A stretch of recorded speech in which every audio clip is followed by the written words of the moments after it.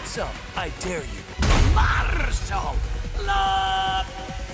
What is up, everybody? It's your boy Gil here. And how did you guys like the latest Law Tekken 8 trailer, or the Palwan, or Kazuyas, or Jins? I haven't made individual reaction videos on the recent trailers, but trust me, I've watched them a lot in slow motion. So here's the deal with me and Tekken 8 so far. When we first got the formal Tekken 8 announcement trailer in September, I was really super hyped. You know, it's the one where Kazuya and Jin are fighting in the rain.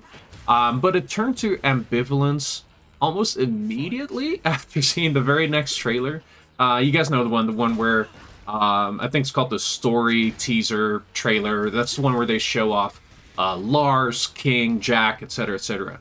Anyways, I wanted to talk about some of my favorite observations from this latest Law trailer, and just talk about how good Tekken 8 has been looking in their latest showings in general. So first of all, everyone has noticed that our boy Law is looking more juiced than ever before. Also relating to that, they added this neat little effect to add more oomph to him, which I haven't noticed yet with other characters so far. It looks like certain moves will have Law exerting so much that his skin turns red for a little bit. That's how much he's flexing. You can see it with this particular nunchuck effect and this wall combo ender here.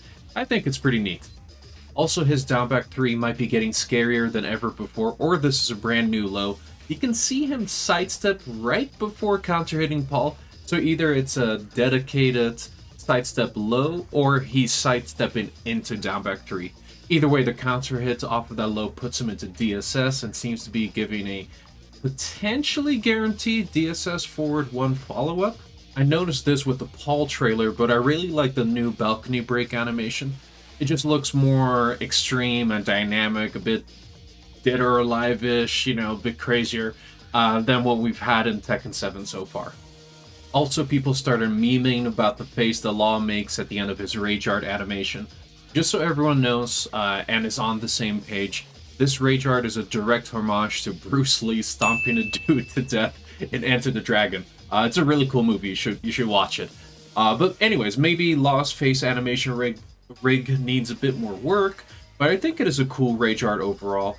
I do hope, and this is probably the case I think, that the drawn out face close-up at the end of the Rage Art animation is only reserved for when you KO with it, and if you don't, that it just cuts the combat a bit faster, just so it doesn't take too much pacing away like Marduk's Rage Art in Tekken 7 currently does, or Negan's even. So earlier in this video, I said that there has been quite a bit of ambivalence coming from me towards Tekken 8. Some of it stemming from Tekken 7's balance history, you know, like adding more moves to every character every season, which I kinda overall think was a bad idea. And some of it from what the actual Tekken 8 trailers have been communicating to us. I will, of course, keep some degree of skepticism until the game is officially out for the masses to play. But combined with the latest system overview video we got at TWT Finals, and of course these latest Tekken 8 trailers, I'm feeling a lot better about Tekken 8 as a whole. Tekken 8's first official reveal was the PlayStation State of Play trailer in September of 2022, and just seeing Kazuya and Jin brawl dramatically under the storm was really cool to me. A lot of people, myself including, weren't too sure how much of the slow-mo and the camera effects were just for the trailer or the game story mode.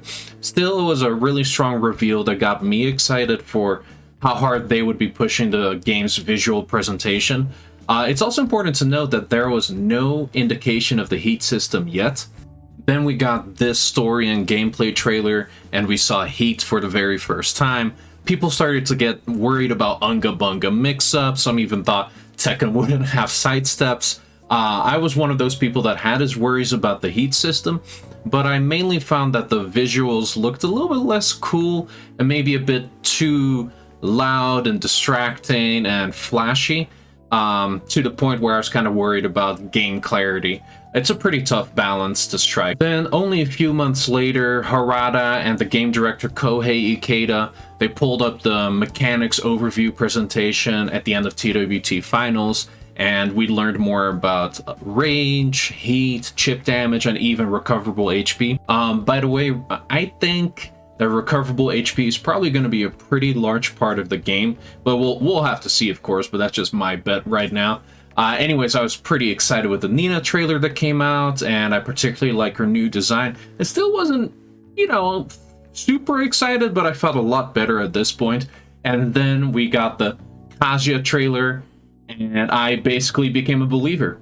And I have to say, it feels good to be genuinely excited right now. The graphics look nicer again. We have more insights into the system mechanics, and Kazuya looks to genuinely have some new moves, and that rage art is the best rage art so far, free. I'm not taking any questions about that. And that has been the main through line with me with these latest couple of trailers that we got so far. Every character just looks really fun, they look fresh. Jin got some new Devil Jin moves and even Lars anime nonsense.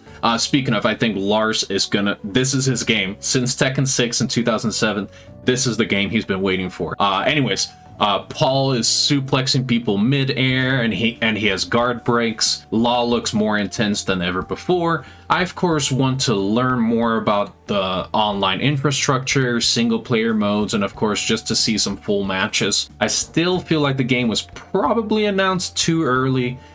You can't convince me that the game is coming out in 2023 or even early 2024. Still, the direction of the game is looking confident and just really fresh. I'm really excited to finally see some full match footage from the closed in-person alpha happening at EVO Japan in just 2 more weeks, and you can expect me to make a video or multiple when that footage finally comes out. In the meantime, consider subscribing for more Tekken 8 news, Tekken 7 gameplay, Street Fighter 6 news, and more. I also stream on twitch.tv, and I hope to see you in the chat one day. Thank you very much for watching, and take care. Bye-bye.